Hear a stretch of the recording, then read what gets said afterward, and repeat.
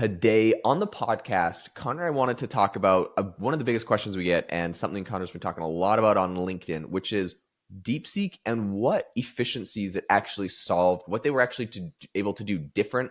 A lot of times we hear people talking about how, they're more efficient, so they're going to kill OpenAI, and you see NVIDIA stock price tank and all this. There's a lot behind this. And unless you've read their technical paper, which they do have an impressive technical paper, it's a little bit difficult to understand what the big difference actually is. So we're going to be breaking that down for you, courtesy of Connor. I'm going to kick it over to you and tell us what you're seeing on this actual efficiency, what they've actually been able to accomplish. Yeah, I was doing a lot of deep dives onto this just because, Jaeden, a lot of us out there, and this is AI applied here, this is the Sputnik moment where we realized like DeepSeek upended everything, billions lost in market cap and everything like that. But what did they actually do? And I want us on AI applied and our listeners out there actually understand in non-technical terms what happened out here, right? So I was kind of putting together some cheat sheets around this and stuff like that because I really found it really fascinating, right? So what's the problem that they solved? Well, let's take a kind of a couple approaches on this, Jaeden, and you can sort of like weigh in on this. So just right off the bat, what makes DeepSeek different? Well, with OpenAI, everybody else, like, why are they spending so much money and DeepSeek could spend less? Well, OpenAI, Anthropic, these other ones, they all have what they call like a dense model, right? That's the traditional dense model. And what that means is that they have all these kind of like, they call it parameters. This just means like brain cells, essentially, the equivalent of brain cells. And they have billions of these. So that's why you hear, oh, it has 600 billion parameters. And then the small model has 7 billion parameters, right? It's just a brain cell. But here's what these other companies do. And this is why it's so expensive. Essentially, when somebody asks a question, if you ask, hey, how long does it take an oak tree to grow to maturity? Or, hey, how do I cook this steak? Or give me some ideas for a shoe company. Any question you ask, those models like ChatGPT activate the entire brain. You can imagine how expensive that is. So the analogy I like to give is something like if you walked into a hospital with a toothache and you said, hey, I have a toothache, and every doctor from the hospital comes running down, the cardiologist and the podiatrist and the psychologist and everything else. And they're like, let me check out your heart. Let me check out this. Wait, who does he need? And then finally the dentist is like, okay, I got this, right? Very expensive to pay all those doctors' salaries, to pay their time, to, take them off all their cases. That's expensive. Okay. Well, what's the other model that DeepSeek got really good at? That is called the mixture of experts model. And so what does that mean? Well, again, like let's use this sort of same analogy. Instead of activating its entire brain, which is still the same, as kind of maybe as colossal as some of these OpenAI brains and everything else, it knows which part of the brain to call on. It only activates a fraction of the brain, the fraction that actually knows what it's talking about. So again, I like to think in analogies, Jaeden, right? So imagine you're walking into that same hospital, but instead of just calling every single doctor and paying all their salaries for that hour or whatever, there's a receptionist there. And the receptionist says, tell me your problem. And you're like, well, I have a toothache. The receptionist's like, let me get the dentist on the line. And she calls down the dentist. You can see how much cheaper and more efficient that would be. So at the grand scheme, and then we can kind of talk about some of the other elements. From the grand perspective, that's essentially what's happening. Yep.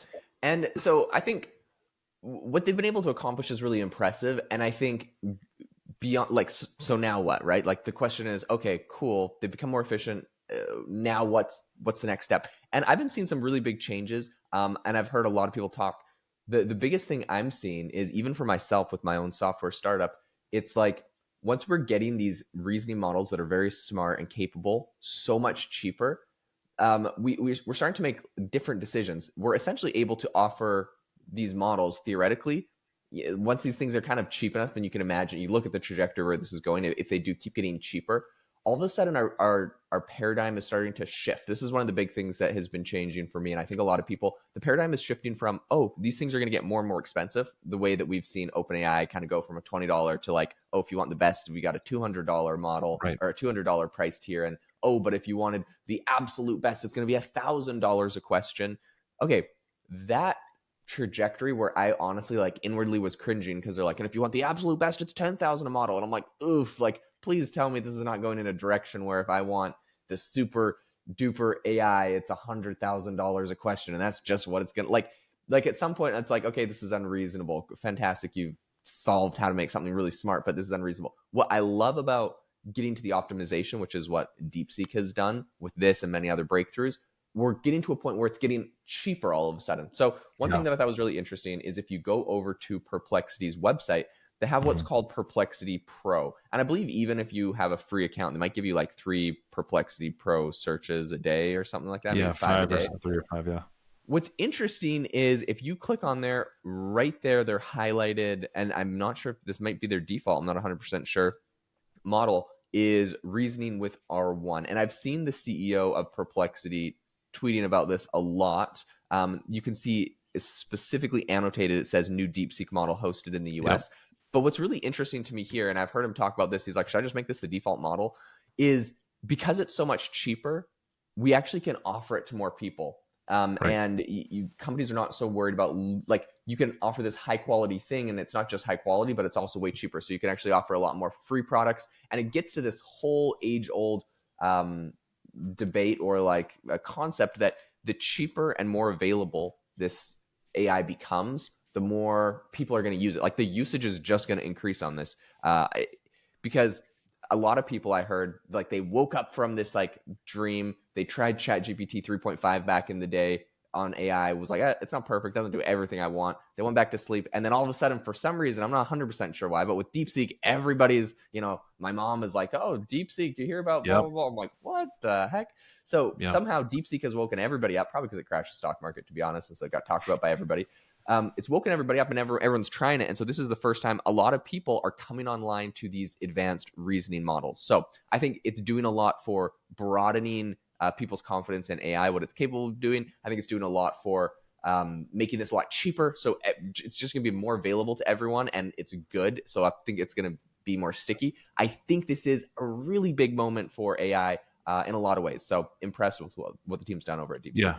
I agree. I agree. And when you think about sort of like how it's cheaper, that's what's so interesting. That's the efficiencies that are that DeepSeek is bringing. That's why we're calling it this Sputnik moment, where America all of a sudden realized, like, oh my gosh, this sort of other superpower actually has the ability to do that. And Jaeden, the really crazy thing that DeepSeek is doing is it also sort of took older chips and essentially reprogrammed those chips to make those chips more efficient. So usually, like, people will use the top of the line chips at OpenAI or Anthropic or Microsoft or anywhere else from NVIDIA, and they'll just use those chips as kind of out of the box. But because this company DeepSeek didn't have access to the top models, they haven't had good access since I don't know 2021 or something like that. What they've had to do is hack into the old chips and kind of break it apart. And so what they're doing in these old chips is they're sort of assigning part of the chip to, for example, processing or something like that, and the other part to moving data around. And it's just as if you had, a bunch of people working in a factory and all of them were on the conveyor belt, and then all of them moved to the packaging. And this is like saying, like, no, you guys go over there. You guys go over there. It's just a more efficient way of even using the chip, which is phenomenal. And then, so how did DeepSeek figure all this out? And by the way, even Dario Amodei of Anthropic, Sam Altman, Mustafa Suleiman, all these folks are saying, like, yeah, this actually really is a breakthrough. Now, the thing that has been bugging me a little bit is that when they're saying, well, it's not really a revolutionary breakdown, my point is, yes, it is. Yes, it is. When you are able to, because otherwise everybody would be using a mixture of experts model. But DeepSeek really solved a lot of problems. So that receptionist that we were talking about, it got the receptionist to not make mistakes. It got the receptionist because when these models are making mistakes, and this is the reason why other big companies aren't using this thing, is that the receptionist in this analogy would send everybody to the cardiologist. They're like, well, and then the other kind of like quote unquote experts, mixture of experts, the other doctors in the building would get no work, and one doctor would be really overworked. And so it's this gating system that DeepSeek has figured out. It's how to hack the chips. They did a lot of things in parallel to make it extremely efficient. And that's why everybody's saying, well, the R1 thinking model is fine, but the real breakthrough was their V3 or whatever. But my point on this is, anytime you are taking this system that everybody thought would cost like 100 billion to train, and you trained it on or 100 million to train, and you've trained it on a fraction of that, That's revolutionary. So that's the part that I really want people to understand, that they really did do something different. But here's the good news for everybody out there, because first of all, you have to be careful. This is a China model. It's being taken off the App Store, Jaeden, as you may know, I think in Ireland, Italy, places like that. Because if you just use their website, it's going to China. So Perplexity, I love that you brought that up. Perplexity is hosting it on US servers. So your data isn't going to China. So that's good. It's also open source, so everybody can learn from it. So it's not like now all of a sudden China has the lead. It's not that. Everybody's going to learn from it. It's more like we're not the only game in town. And I think that's the big takeaway for me. Yeah, 100%. Last thing I wanted to bring up that I thought was interesting. Number one, Perplexity CEO I saw in a tweet also said that you can get it. It's hosted, so it's your data is safe. But he also said without censorship. So I'm not sure exactly what they've done there. Perhaps the censorship is after the fact, and we're just seeing it on their website, which would be interesting. The model theoretically, it made it. I got to do more research on it, but anyways, that's what the claim is right now. So that's interesting. I would say it's a safe place to use it regardless, over on Perplexity, because yes, it's US hosted. Last thing I wanted to bring up that I did think was really interesting was something you shared on LinkedIn, which I thought was really fantastic. And that is just one specific statistic. You've shared a ton on DeepSeek. It's been phenomenal. One thing that you said was on math and other tests, DeepSeek performed comparably to other big AI models using 95% less compute. So when you're sitting there thinking like, okay, they made this thing more efficient, like what does that even mean? This is a really wild statistic, which is this thing is just as good, or it's comparative to other models, and Yep. it is 95% less compute on certain tasks. Definitely not all tasks, but on certain tasks. So using reinforcement learning, they're able to do this. So absolutely phenomenal. And I'm really excited because a lot of people are like, oh my gosh, this is going to kill Google and Meta and Mistral and OpenAI and everybody. In reality, they published the papers on how they're doing a lot of this methodology. They put out an open source model, well, an openly available model, not technically open source, and other companies. Well, so first off, they built this by building on top of what Meta was doing with PyTorch and a lot of other things. And today, these AI companies are going to be able to implement a lot of what they're doing, reverse engineer their architecture. So at the end of the day, I think this is a phenomenal moment. It's not like they invented something brand new, kept it secret and hidden. They published this. People are using it. It's getting implemented. We're going to build on top of this. So I'm just excited. And I think overall, the entire AI industry is about to get a lot more efficient, and we're about to just see way better quality results in AI. So very, very bullish.